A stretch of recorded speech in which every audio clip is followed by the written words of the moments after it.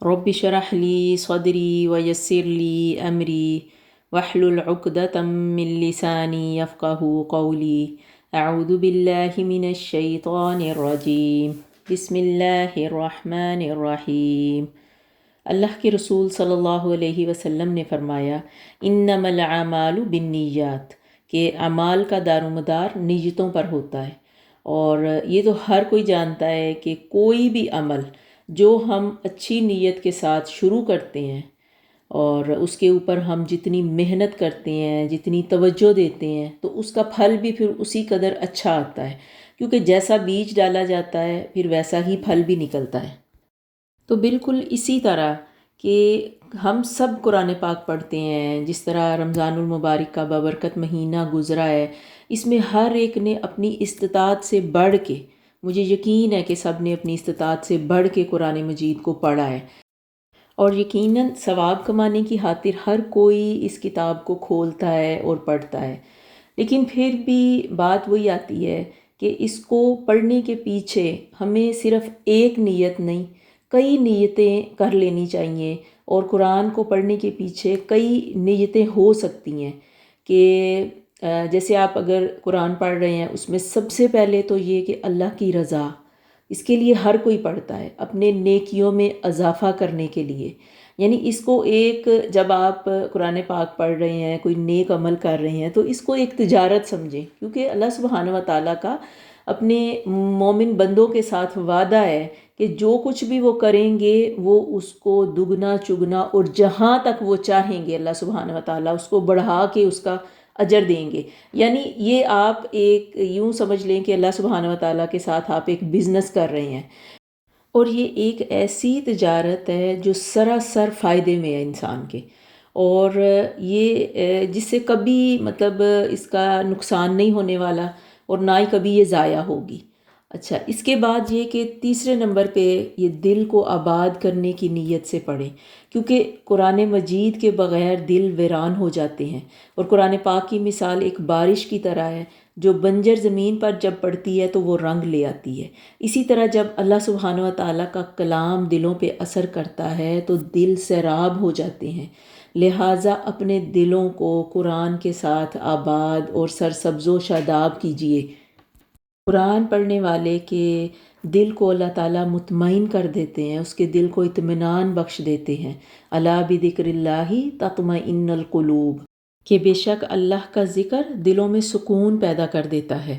اور پھر یہ کہ دلوں کی شفا کے لیے پڑھیے وَنُنَزِّلُ مِنَ الْقُرْآنِ مَا هُوَ شِفَاءٌ وَرَحْمَةٌ لِّلْمُؤْمِنِينَ، کہ ہم نے اس قرآن کو باعث شفا اور مومنوں کے لیے رحمت بنا کے نازل کیا ہے۔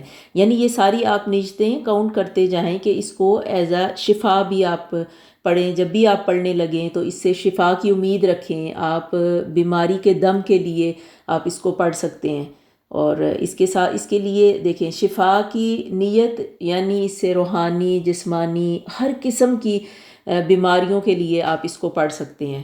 پھر ہدایت کے لیے ہدی للمؤمنین، کہ یہ مومنین کے لیے ہدایت ہے، ایمان میں اضافے کے لیے، کیونکہ قرآن مجید کی قرأت ایمان میں اضافے کا باعث بنتی ہے۔ اس کو عبادت کی غرض سے، عبادت کی نیت سے پڑھیے۔ پھر یہ کہ جہنم سے نجات پانے کے لیے اللہ تعالیٰ اس کے بدلے میں، یعنی جہنم کی آگ سے بچا لیتے ہیں انسان کو، کہ جتنا زیادہ آپ قرآن کو پڑھیں گے، جتنی اس کی تلاوت کریں گے، آپ اتنے آگ سے دور ہوتے چلے جائیں گے۔ گویا جس دل میں قرآن ہوگا وہ دل آگ سے محفوظ ہو جائے گا انشاءاللہ۔ اسی طرح قرآن پاک جیسا کہ آپ کو معلوم ہے قیامت کے روز سفارشی بن کے آئے گا، انسان کے حق میں اپنی طرف سے اللہ سبحانہ و تعالیٰ کے سامنے سفارش کرے گا۔ تو اس طرح قرآن پاک کو قیامت کے دن سفارش کی نیت سے پڑھیے، اور زندگی کو بدلنے اور بہتر راستے پر چلنے کی غرض سے اس کو پڑھیے، دنیا اور آخرت کے فائدے کے لیے، اور آخرت میں خصوصاً جنت الفردوس کمانے کے لیے قرآن پاک پڑھیے۔ عقبہ بن عامر رضی اللہ تعالیٰ عنہ سے روایت ہے کہ ایک دفعہ نبی کریم صلی اللہ علیہ وسلم صحابہ اکرام کے پاس تشریف لائے اور فرمایا، کیا تم میں سے کوئی چاہتا ہے کہ وہ روزانہ صبح بطخان یا عقیق کی وادی کی طرف جائے؟ یہ علاقوں کے نام ہیں جو بہت دور دراز کے علاقے تھے، اور وہاں سے بغیر کسی گناہ اور بغیر کسی قطع رحمی کے 2 بڑے بڑے کوہان والی اونٹنیاں لے آئے۔ ہم سب نے عرض کی، اے اللہ کے رسول، ہم سب اس کو پسند کرتے ہیں۔ تو آپ نے فرمایا، کیا تم میں سے کوئی صبح مسجد کی طرف نہیں جاتا کہ وہ اللہ کی کتاب کی 2 آیتیں خود سیکھے یا ان کی قرأت کرے؟ یہ اس کے لیے 2 اونٹنیوں سے بہتر ہے، اور 3 سے بہتر ہے، اور 4 سے بہتر ہے۔ اس طرح ان آیتوں کی تعداد اونٹنیوں کی تعداد سے بہتر ہے۔ سبحان اللہ! یہ دیکھیے، یہ اللہ سبحانہ و تعالیٰ کے وعدے ہیں۔ ہمیں اس طرح نظر تو نہیں آتے، لیکن یقین رکھنا چاہیے، ہمیں یقین ہو کہ ہم سب اپنی نیتوں کے مطابق اس اجر کے مستحق ہوں گے جو اللہ سبحانہ و تعالیٰ نے ہم سے وعدہ فرمایا، اور نبی کریم صلی اللہ علیہ وسلم کی زبانی ہم تک یہ وعدے پہنچائے، اور انشاءاللہ ہم اس اجر کے مستحق ہوں گے۔ اسی طرح اللہ سبحانہ و تعالیٰ قرآن پاک میں فرماتے ہیں، یا ایھا الناس قد جاءتکم موعظۃ من ربکم وشفاء وہدی ورحمۃ للمؤمنین قل بفضل اللہ وبرحمتہ فبذلک فلیفرحوا هو خیر مما یجمعون۔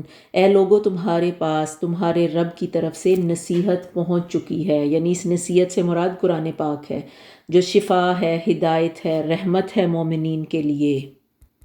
تو کہہ دیجئے کہ اس اللہ کے فضل اور اس رحمت پر، یعنی اس نعمت کے ملنے پر سب کو خوش ہو جانا چاہیے، کیونکہ نعمت اس سے بہتر ہے جو لوگ مال و دولت جمع کر رہے ہیں۔ تو دیکھیے اللہ سبحانہ و تعالیٰ کے وعدے کہ باقی لوگ جو قرآن کے علاوہ جو نفع کے سودے کر رہے ہیں اور اپنے جمع کیے ہوئے مال و دولت پہ خوش ہو رہے ہیں، تو اس کے مقابلے میں آپ نفع میں ہیں۔